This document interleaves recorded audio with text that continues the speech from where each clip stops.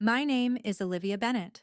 I'm 32 years old, and 3 months ago, I was the kind of woman business magazines like to call self made. I had built my company from a folding table in my garage into an 8-figure brand people in Seattle actually respected. I had a beautiful apartment, a daughter who thought I could fix anything, and just enough pride to believe that if I worked harder than everyone else, life would eventually play fair. I was wrong. The night my mother cut me out of her life, I was sitting in the front seat of my SUV with my daughter asleep in the back, wrapped in 2 thin blankets and burning with fever. My phone lit up with a message so cold it made the whole car feel smaller. She told me I was no longer her daughter. By sunrise, my accounts were locked. My company was collapsing under accusations I knew were manufactured, and the same family name that used to open doors for me was suddenly being used to slam every one of them shut. I kept telling myself I had hit bottom. Then the hospital turned my sick child away because my card declined. Then the rain started hitting the windshield so hard I could barely hear myself think. Then a black Rolls-Royce pulled up beside my car, and a stranger stepped out like she had been sent from some world that no longer belonged to me. She said a dying billionaire had spent years looking for the woman who saved his life, and somehow, that woman was me. I thought she had the wrong car, the wrong night, the wrong broken woman. I had no idea that before the people who erased me saw me again, my whole family would freeze the second I walked back into their world. Before I tell you what happened after that Rolls-Royce stopped beside my window, tell me what time it is, where you are, and where you're watching from, because I have a feeling this story is going to travel farther than I ever did. For 6 weeks, I kept telling myself the collapse had to be a misunderstanding. My company, EcoNest Home, did not fall apart because customers stopped loving it. It fell apart because somebody reached into its bloodstream and started cutting one artery at a time. First, a regional retail chain put our launch on hold after receiving anonymous documents claiming our bamboo storage line came from uncertified factories overseas. Then, our payment processor froze nearly every dollar from our online sales while they reviewed a wave of suspicious chargebacks that all hit within 48 hours.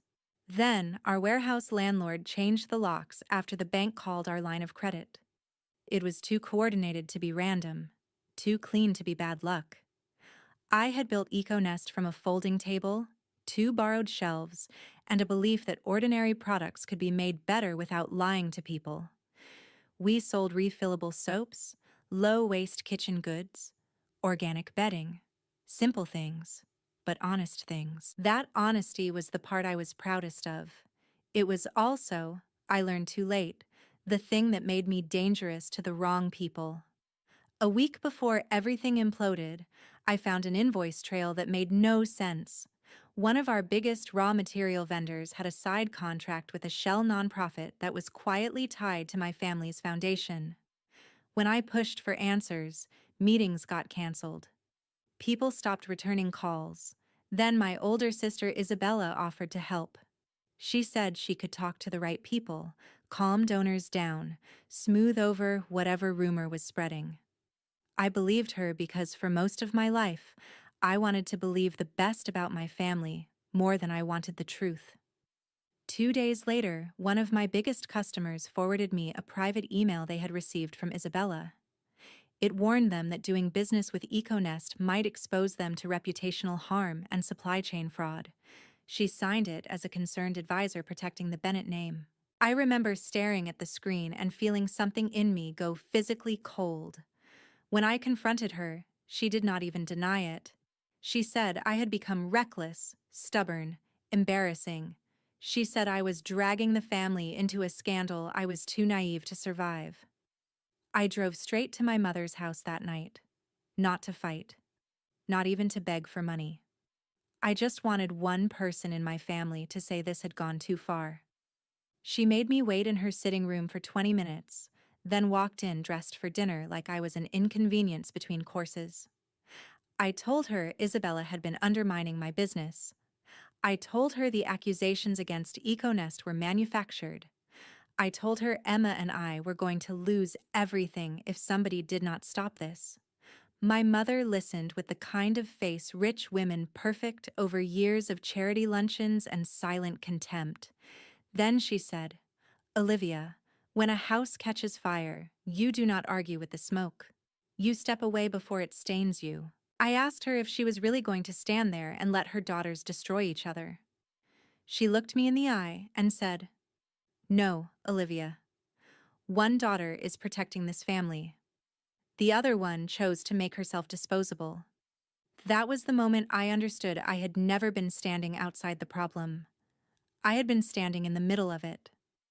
By the end of that week, my apartment lease was gone, my business accounts were frozen, my investors vanished, and my mother released a polished little statement through the family foundation saying the Bennett family had no connection to my business decisions and would not be commenting further. I sold my dining table, then my camera, then 2 bracelets my grandmother left me. Emma thought we were downsizing for an adventure. She was 7, bright and gentle, with the kind of trust that makes you want to become a better person just so you deserve it. I put us in a cheap motel first. When that money ran out, I folded the back seats of my SUV down flat and told her we were camping in the city. During the day, we hid in the Seattle Public Library, where she read picture books and drew houses with flower boxes while I applied for jobs that never called back.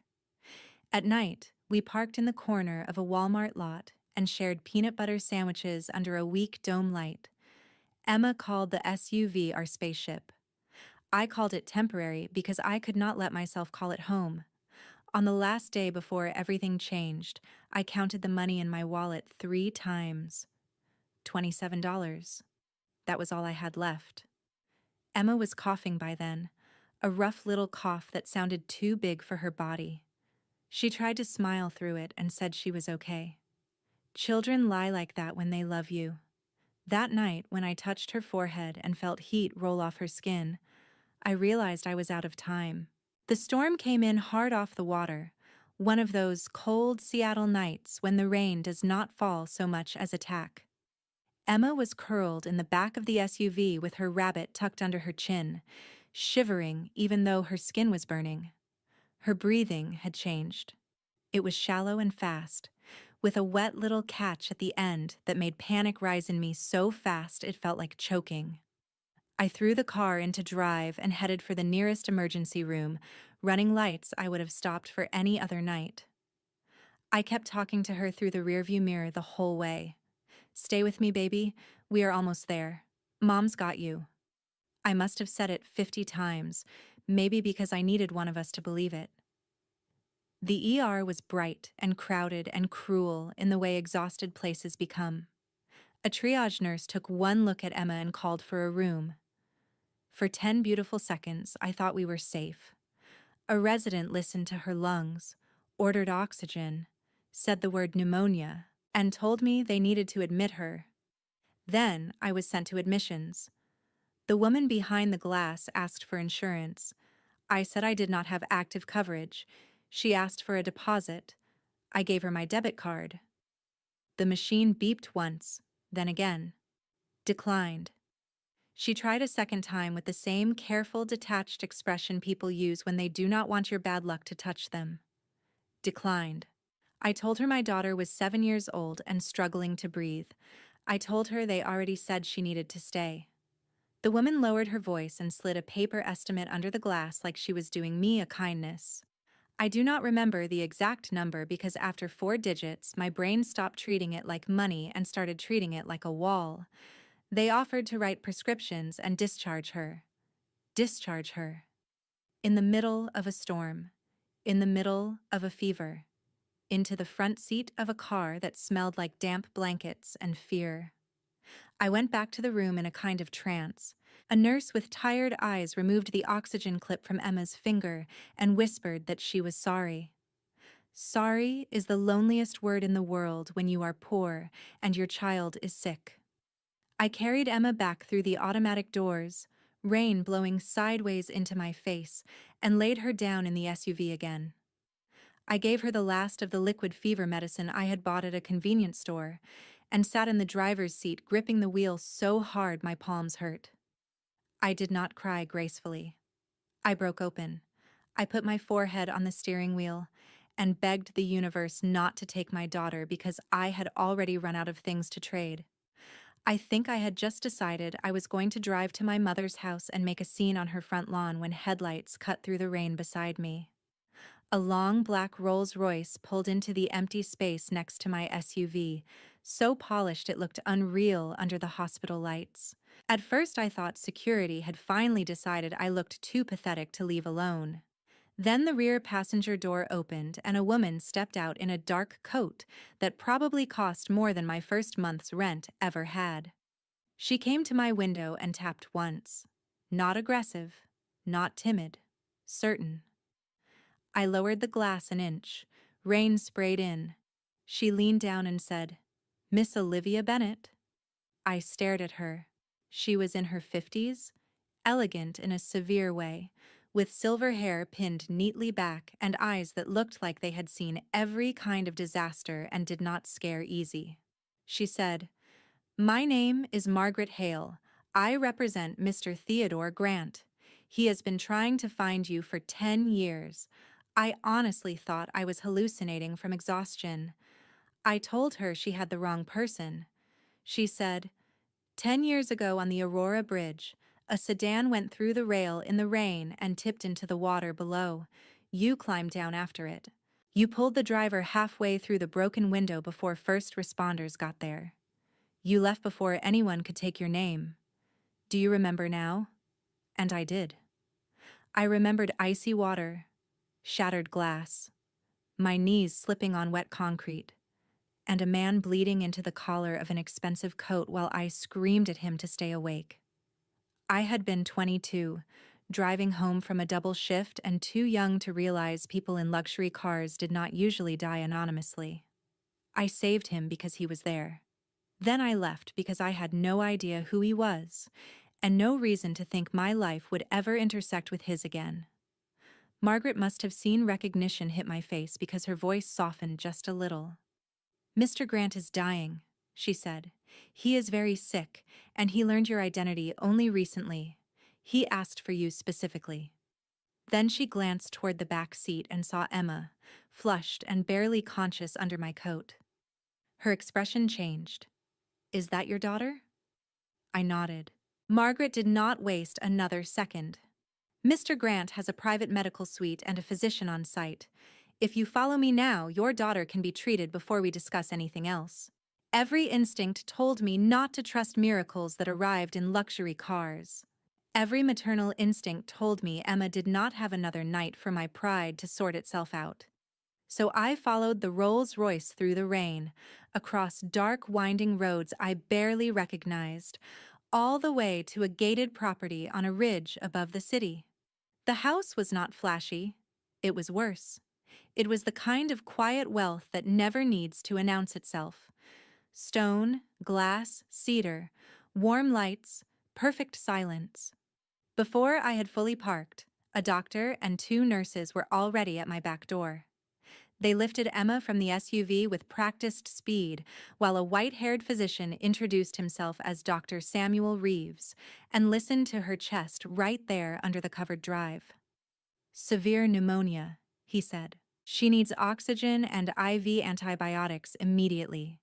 They moved her into the house and into a private medical wing so efficient it made the hospital feel like theater. No one asked me for a card. No one slid a form under glass. They just treated my child.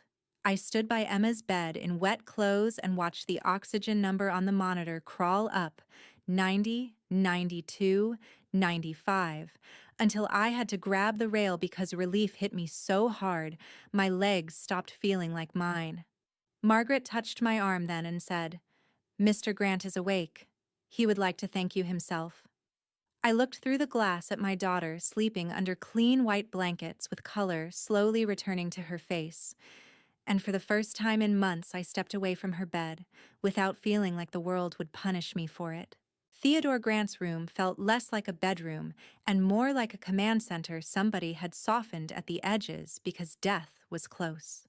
There were medical monitors near the bed, but also shelves of shipping models, framed route maps, leather ledgers, and a giant wall of windows that looked out over black water and distant city lights. He was thinner than any man with a voice like his should have been. Cancer had hollowed him out, but it had not made him weak in the eyes. They were alert, pale, and strangely amused when he saw me, as if he had spent a long time imagining the end of a story and was relieved to discover it finally had one. He asked me to sit. His voice was rough but direct. "I remember the water," he said.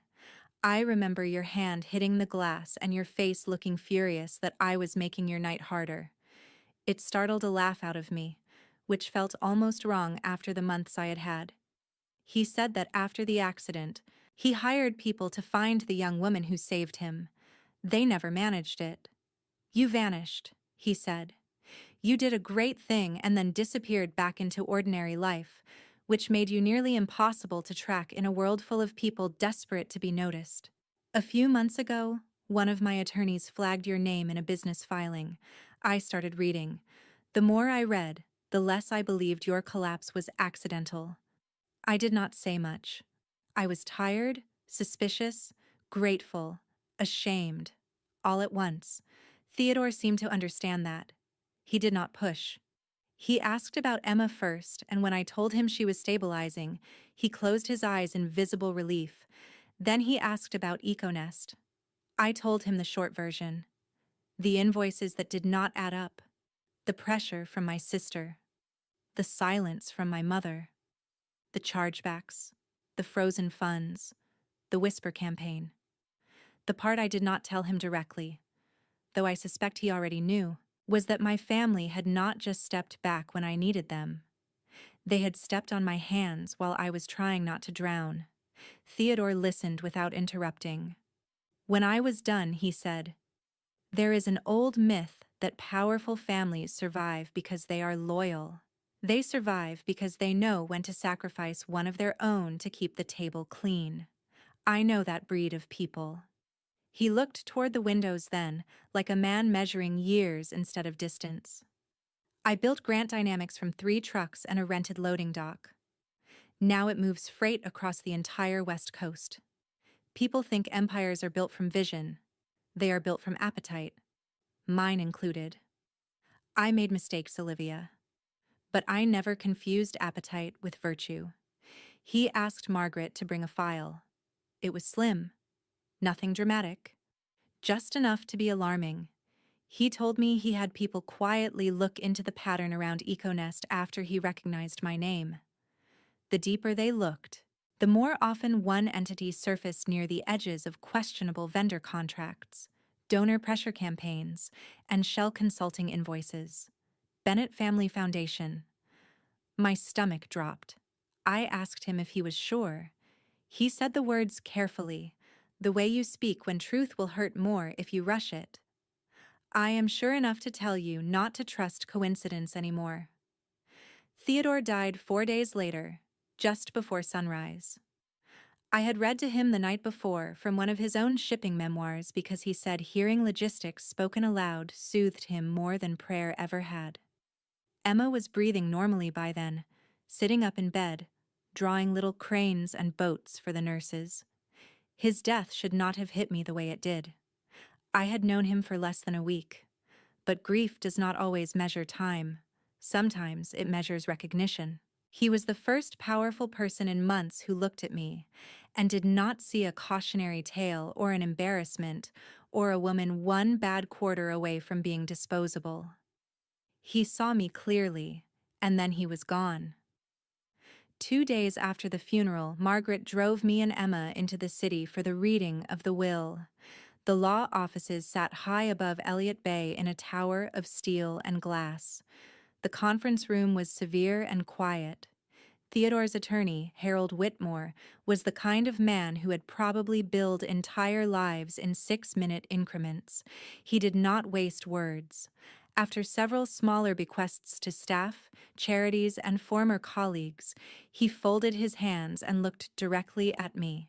To Olivia Bennett, he said, the woman who once pulled Theodore Grant from freezing water and who, in his words, still remembers the difference between being tested and being bought, Theodore leaves the controlling 68% stake in Grant Dynamics, Grant Ridge Estate, the majority of his private liquid portfolio, and full authority over his charitable restructuring directives. For a second, I thought I had misunderstood English as a language. I remember turning to Margaret because she was the only person in the room whose face was remotely human. She gave me one small nod. Harold then handed me a second sealed packet Theodore had left with explicit instructions. I opened it in the car on the way back to the estate because my hands would not stop shaking until I did. Inside was a letter and a bound investigative file. Theodore's letter was short, which made it worse. He said he was not leaving me a reward. He was leaving me a burden he believed I might carry honestly. He wrote that the file contained evidence that Eleanor Bennett and Isabella Bennett Cross had used the family foundation for years as a laundering channel for personal expenditures, fraudulent consulting fees, illegal transfers, and pressure tactics against businesses that would not cooperate with them. He wrote that when EcoNest refused to funnel contracts through their preferred network, and when I started asking questions, they did not just abandon me. They helped destroy me. I sat in the back seat with that letter in my hand while the city blurred outside the window and Emma slept against my shoulder, healthy for the first time in days. The inheritance was overwhelming. The money was unreal. But it was the file that changed the air around me. My mother and sister had not merely chosen reputation over me, they had chosen fraud, cruelty, and strategy. They had made me the price of keeping their machine quiet. By the time we reached Grant Ridge, I understood one thing with absolute clarity. I had not been rescued. I had been handed a weapon, and Theodore Grant, even in death, had trusted me to decide whether justice and mercy could still exist in the same room. 2.5 weeks later, Seattle's most self-congratulatory charity gala took over the ballroom of the Fairmont, all crystal glasses and practiced compassion. The Bennett Family Foundation had sponsored that event for years. My mother loved that room because everyone in it understood the cost of pretending to be decent. I almost did not go. Then I realized not going would still be a form of fear, and I was done letting my life be organized around other people's comfort. So I went. Grant's stylists found me a black dress that fit like certainty. Emma wore a dark blue dress with little silver flowers at the hem and patent shoes she could not stop admiring. Margaret came with us only as far as the entrance, then squeezed my hand once and said, "Whatever happens in there, remember who had to crawl and who had to wait for the elevator." It made me smile when I needed it most. The ballroom fell quiet in that subtle way expensive rooms do, where the silence is mostly made of people pretending they are not staring. I walked in with Emma's small hand in mine, and there they were. My mother near the donor wall in ivory silk, my sister beside her in red, one hand balanced on the stem of a champagne flute like even gravity owed her respect. They saw me at the same time. And for 5 full seconds, neither one of them moved. I counted. 1, 2, 3, 4, 5. My mother's face drained first. Isabella's expression did something stranger. It did not look like shock. It looked like insult, as if my return itself were rude. Then training kicked in. My mother smiled. My sister smiled. They crossed the room toward us wearing warmth like rented jewelry. "Olivia," my mother said, with that breathy note she used in public when she wanted to sound maternal without committing to anything real. "Emma, sweetheart, look at you." Isabella crouched like she had been thinking about my daughter every day instead of leaving us to sleep in a car. She said, "You look so grown up." I had to stop Emma from instinctively stepping closer to me. Children remember cold better than adults expect. My mother took my elbow gently, as if we were two women reuniting after a harmless misunderstanding. Olivia, we should talk privately. There has clearly been a terrible series of misunderstandings. Misunderstandings, I repeated, because some words deserve the disrespect of being said back. Isabella leaned in and lowered her voice. We know about Theodore Grant. Everyone does by now. It is all very sudden, and Mother and I just want to make sure you are protected from the kind of people who will use you. I almost admired how quickly she repositioned herself from executioner to advisor. My mother added that family should handle family matters quietly and with dignity. She said Emma should not be dragged through instability. She said if I needed help managing my new responsibilities, we could rebuild trust and make sensible arrangements. Sensible arrangements. That was the phrase. What she meant was, sign something, share something, hand over enough so we can feel secure again.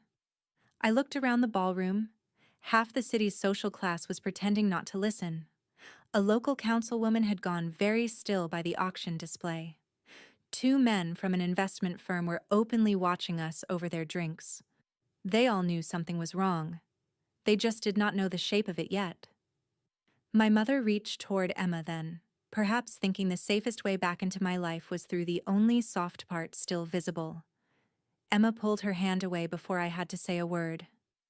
I will remember that forever. The fake warmth in my mother's face flickered. Isabella recovered first and smiled harder. Olivia, she said through her teeth, we are offering grace. I said, no, you are offering access. There is a difference. She straightened. My mother's voice cooled by half a degree. Be careful, Olivia. New money disappears faster than old problems.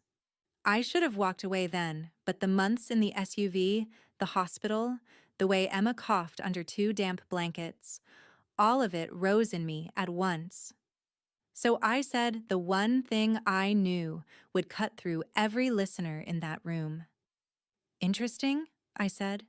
Neither of you remembered we were family when my daughter had pneumonia in the back of a car.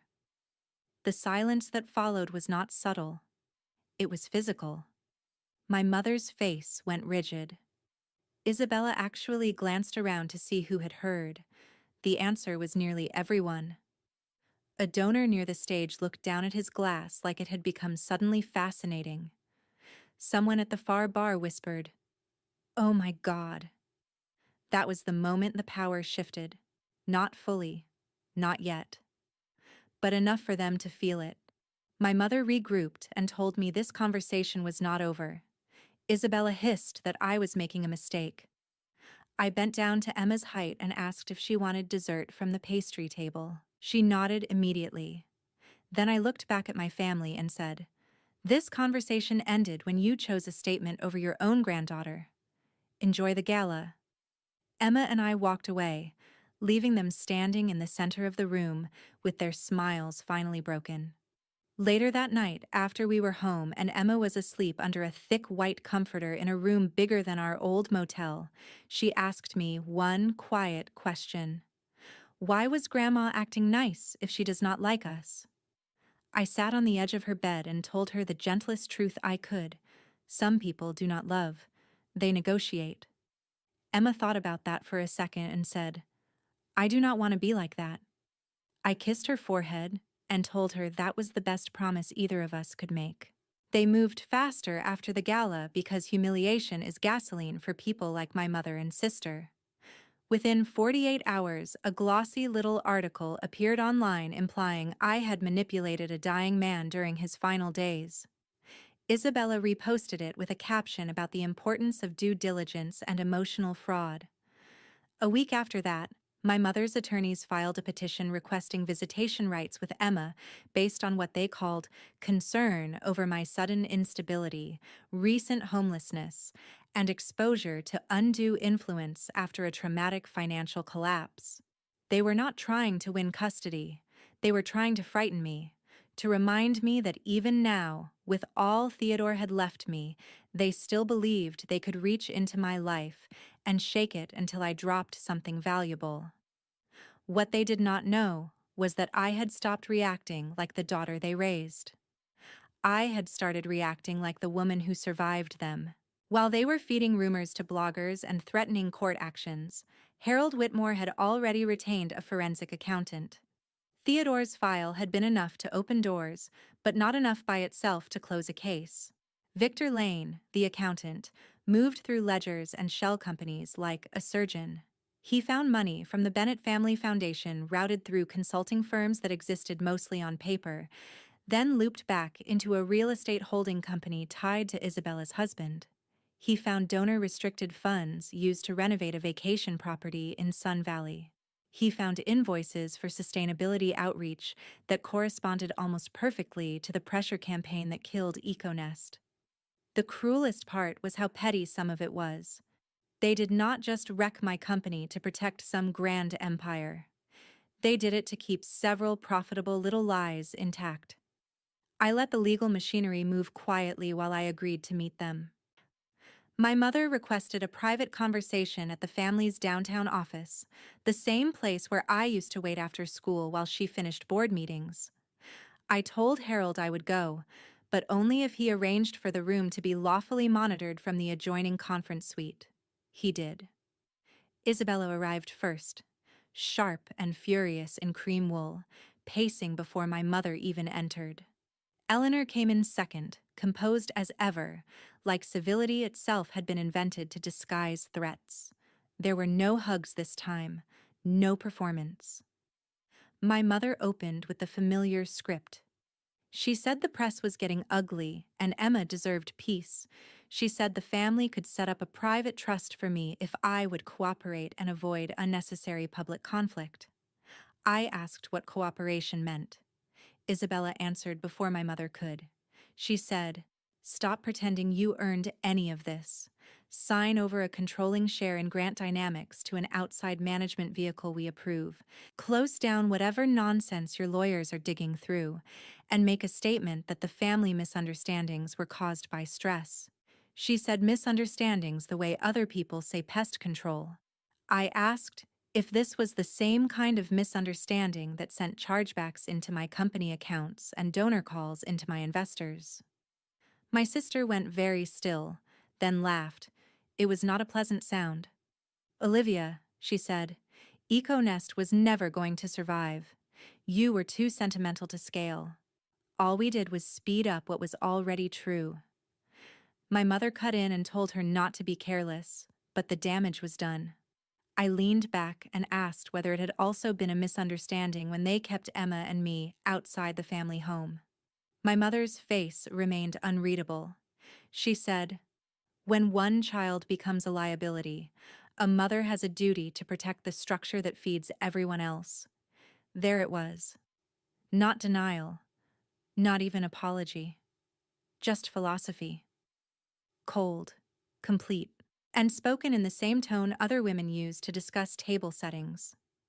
Isabella leaned forward then and played the last card she thought she had.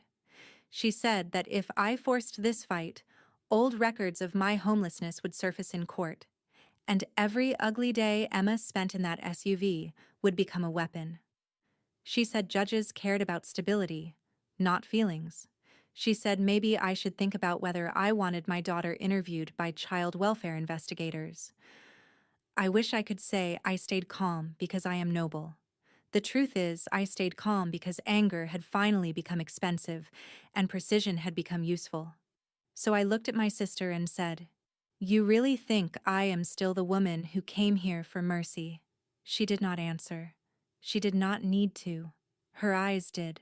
The meeting ended with my mother telling me that families survive by closing ranks. I told her some families survive by eating their own. When I walked out, Harold was waiting in the adjoining room with Victor and an assistant district attorney from King County's Financial Crimes Unit. Every word had been captured, every threat, every admission. The petition for visitation was withdrawn 3 days later, probably because their lawyers suddenly understood they had bigger fires to worry about. Then the first subpoena landed, then the second. Then IRS Criminal Investigation requested records. The Bennett Foundation Board held an emergency meeting and 2 members resigned before sunset. Isabella called me 17 times in one day and left 3 voicemails that went from furious to frightened to vicious again. My mother never called. She sent one text that simply said, "You are confusing revenge with justice." I stared at it for a long time before I replied. "No, I learned the difference from you." The following Friday, agents arrived at the Foundation's office just after 9 in the morning. By noon, local outlets were reporting an active financial probe into charitable fund diversion and laundering. By evening, a photograph of Isabella leaving the building in dark sunglasses and a blazer thrown over her shoulders was all over Seattle. The city loves rich women in distress almost as much as it loves seeing them exposed.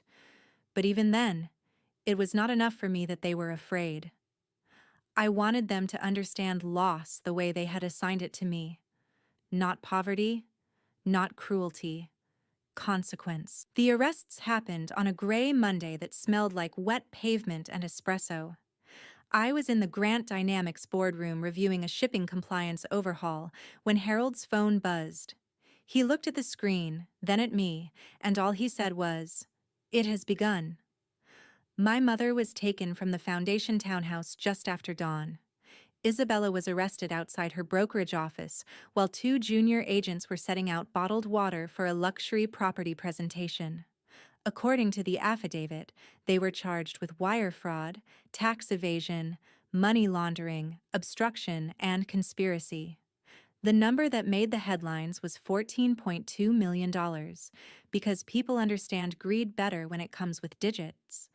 The detail that mattered more to me was buried lower in the article. Part of the money trail overlapped with the targeted destruction of EcoNest through fraudulent consulting fees and coercive pressure on vendors and lenders. In other words, they had not only stolen from strangers, they had used theft to sharpen the knife they put in my back. The case moved quickly because money cases do when the paperwork is good, and the defendants are arrogant enough to believe deleting emails counts as strategy. Victor Lane's audit was devastating. Former employees from the Foundation rolled over one by one. Isabella's husband saved himself by cooperating early, which I am sure she took as the final insult. At the pre-trial hearing, my mother wore navy and pearls and tried to look like American restraint personified. My sister looked younger without makeup and meaner without an audience. They both turned when I entered. Neither expected me to be there with Emma. I did not bring her into the courtroom, of course. Margaret waited with her outside, in a private conference lounge with coloring books and snacks. But I wanted them to know I no longer had to choose between telling the truth and protecting my daughter. I could do both. When I testified, I did not perform. I did not cry. I explained the business timeline, the donor pressure, the frozen accounts, the shell invoices, the statements they made in that monitored office. I described the night Emma got sick in the back of the SUV, not because I needed pity, but because harm should be measured where it lands. My mother watched me the whole time with an expression I still cannot fully name. It was not remorse. It was shock that I had stopped arranging myself around her comfort.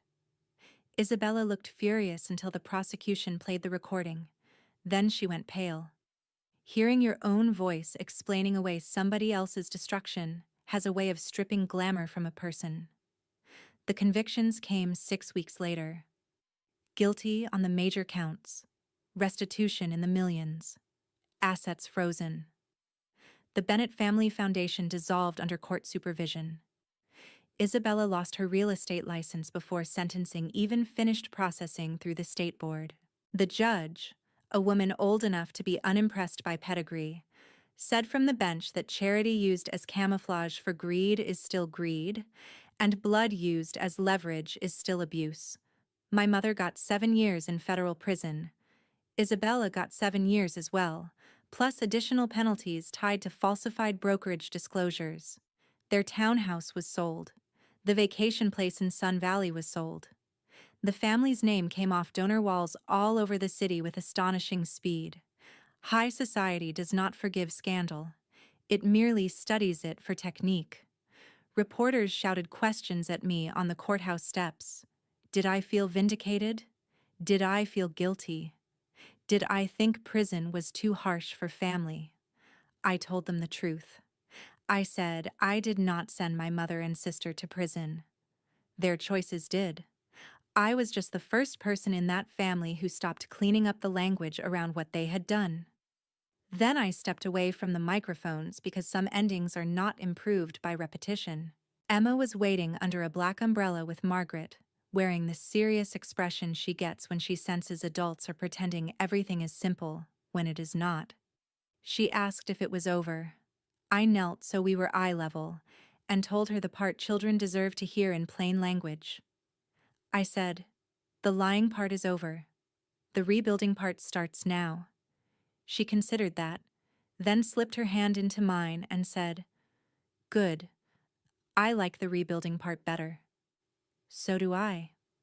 In the months that followed, I did not become a saint, and I did not become the kind of billionaire magazines like to photograph beside glass staircases and words like resilience. I became busy. Grant Dynamics needed a real ethics policy, supplier transparency, labor audits, and a compliance team with actual teeth. I funded a pediatric emergency program in Seattle for families turned away or trapped between treatment and money because no parent should ever have to hear the word deposit while holding a feverish child. I also quietly restarted a smaller version of what EcoNest had once been, not as a vanity brand, but as a line inside Grant's consumer logistics division built around honest sourcing and open contracts. Emma got her purple bedroom, just like the ones she used to draw on library paper and tape to the roof of our SUV. Some nights she still asks me if I remember the spaceship. I tell her I do, because forgetting would be another kind of betrayal. The strangest thing about revenge is that people think it is all fire. Sometimes the most satisfying part is the quiet after.